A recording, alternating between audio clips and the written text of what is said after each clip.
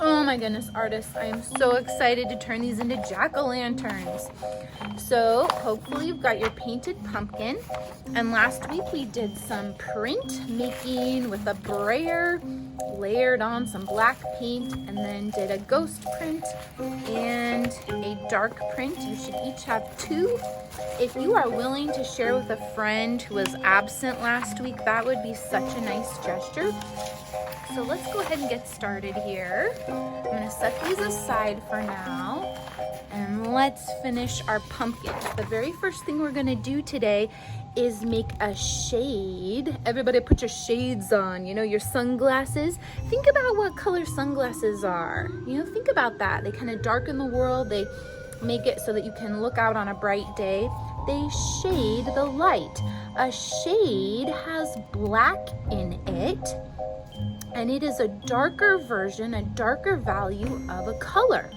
So last week, some of you painted with, this is like my favorite color ever, this murky chartreuse color right out of the containers. You painted right out of the containers. You did a lovely job on your pumpkins. This week we are going to add a little shading around the edges. So teacher will come around and give you some paint on a plate, and you're gonna just barely dip your tippy toes in that black and mix it in to create a darker shade of the very same color you use. Now, this is about 1 shade darker than this. Look here on the side. 1 shade darker. If you want it 2 shades darker, you dip again. Okay, this is what I'm looking for. I am looking for that. It doesn't take much, does it? Did I dip my whole brush in the black? No, it hardly takes anything to make a darker shade. So I'll show you what happens if you mix all that black in there, but first I want to use this nice dark murky color. I'm going to use my Crayola brush for this because this is a little more detailed. And with the people at my table, I'm going to dip my tippy toes in my Crayola brush, and I am very carefully going to stay up on my tippy toes for a nice thin line up on my tippy toes. Anytime my paintbrush gets thirsty or the paint looks scratchy, I'm gonna re-dip my tippy toes, and I'm just gonna follow my crayon mark. As soon as it gets scratchy, see how scratchy it's getting there? I'm gonna re-dip my tippy toes in that nice shade of rotten pumpkin.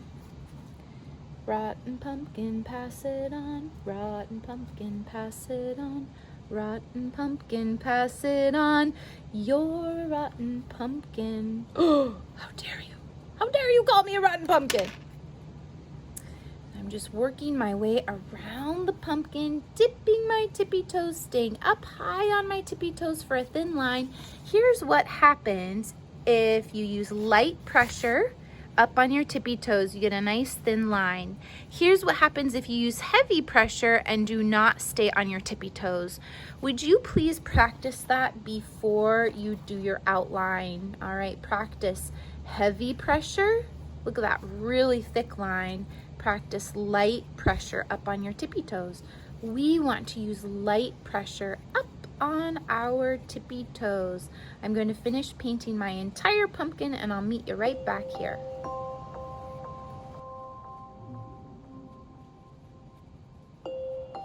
Great. Once you have finished, you're gonna set aside your reel to dry. It shouldn't take very long, so we're not gonna put them on the drying rack. I just want you to be careful to set it aside somewhere.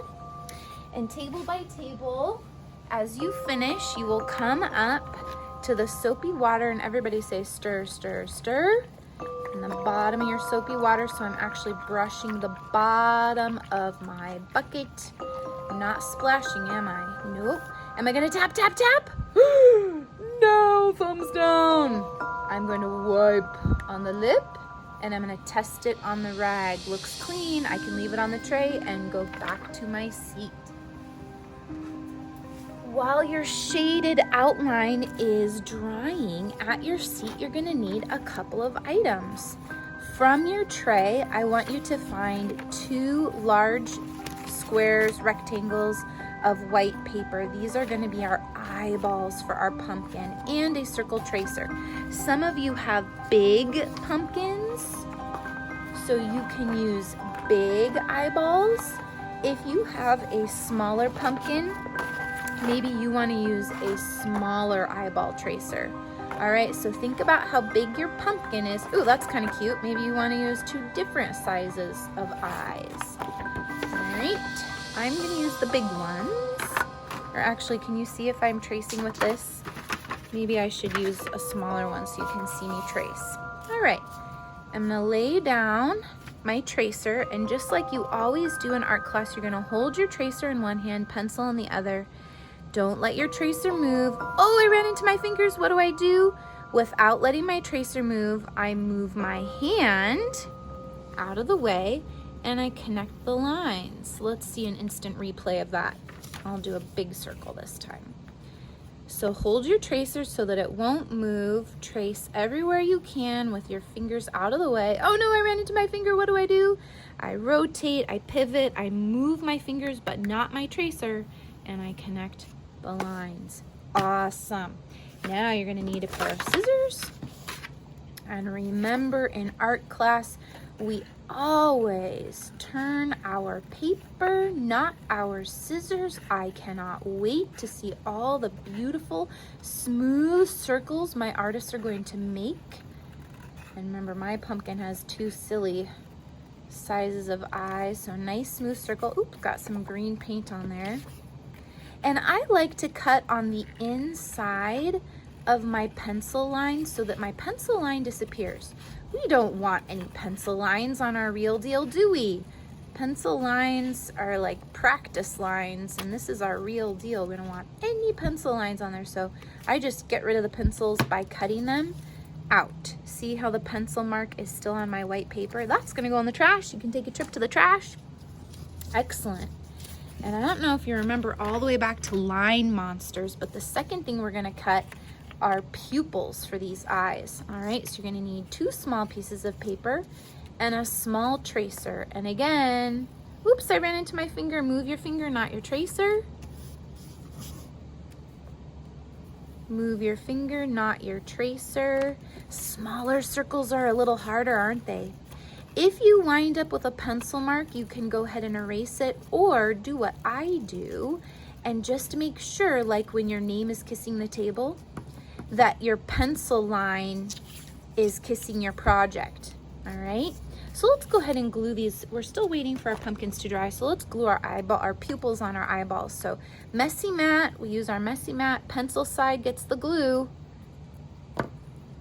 And massage. If you want your pupil to be right in the center of your eye, that would be one strategy.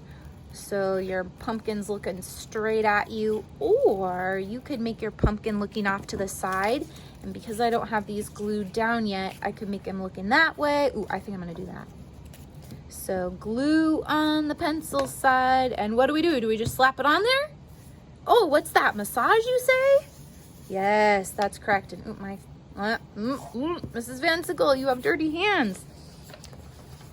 Paint is getting all over my eyeballs. Put my glue cap on here. So here's some eye options. You could do cross-eyed. You could have your pumpkin looking that way. You could have your pumpkin looking that way. I don't know. I don't know what you think is creepiest. Maybe Google eyes. I don't know. So go ahead and save your eyeballs. And we're gonna go back and check on our pumpkins. I think our pumpkins are probably dry. And if they're not, you can take a trip to the garbage can and put all your scraps in there. My pumpkin is almost dry. So everybody say bubble cut. So I'm gonna cut a big bubble around my pumpkin. I don't care how this cut looks as long as I don't cut my pumpkin. And I don't think you have stems, so I'm gonna cut through my stem. This can go into the trash. So bubble cut has a bubble around the pumpkin. And again, don't do this if your pumpkin is still wet. This is for dry pumpkins only. And now everybody say precision cut. Precision cut is a precise cut following the lines. So I'm trying to turn my paper through all of these little curves and follow the line of my shaded paint. Chomp, chomp, chompity chomp with my scissor cutting hand. And turning my paper with my other hand. And because we don't have stems on these pumpkins, I'm gonna follow the curved line at the top of my pumpkin. I hope you remember which end is up for your pumpkin. I suppose it doesn't matter, but I like this side for up. Can kind of get my eyeballs out of the way. I've got my real deal off to the side here, my background real deal off to the side. And I'm gonna flip this over, get out my glue, and I'm gonna apply a ton of glue to my perimeter. Everybody say perimeter. Good, that is the outline. Just the perimeter. Work fast, people. Work fast. You get a bunch of glue on that perimeter. And here is the important part on your background. Put your pumpkin close to the bottom in the center and massage the outline of your pumpkin. Okay, so we're massaging so you don't have any puppy ears. I'm going around the whole outside of my pumpkin. Good, okay. That's looking fantastic. And since I've got my eyeballs, I don't want to lose them. I'm going to set my real deal to the back. I'm going to use my messy mat to apply glue to the perimeter of my eyeball. Lots of glue, people. You're gluing onto paint, so it's not going to want to stick. Okay? Eyeballs go at the top of your pumpkin. Really give it a good massage. Massage, massage, massage. No puppy ears.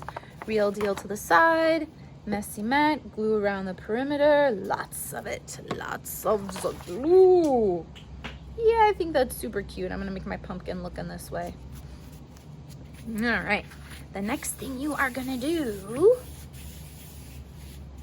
is a nice little stem for your pumpkin. So go ahead and find a medium-sized black piece of paper. Grab your pencil and let's think about the shape of a stem. So we've got a curved line and a curved line and a straight line. I like that. So I'm going to cut it out. And again, I'm cutting on the inside of my pencil lines so that my pencil lines do not show up on my real deal. You can always glue it. These go in the trash. You can always glue it on the pencil side. Okay, kind of like that. I'm going to tuck it in right there. So glue on the pencil side, perimeter, perimeter on your messy mat. Lots of it.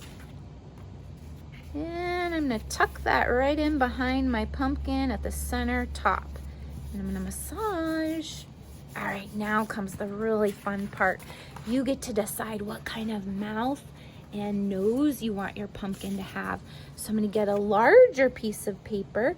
You can draw a mouth if you want. I'm going to use a curved line for my mouth. Okay, I'm going to see how this looks. Oh, he's a happy pumpkin. I don't want the mouth to take up a ton of space, so I'm going to make it a little smaller. Yep, I like that. I think I'm going to give him some teeth too. All right. So I'm going to build my pumpkin and meet you back here.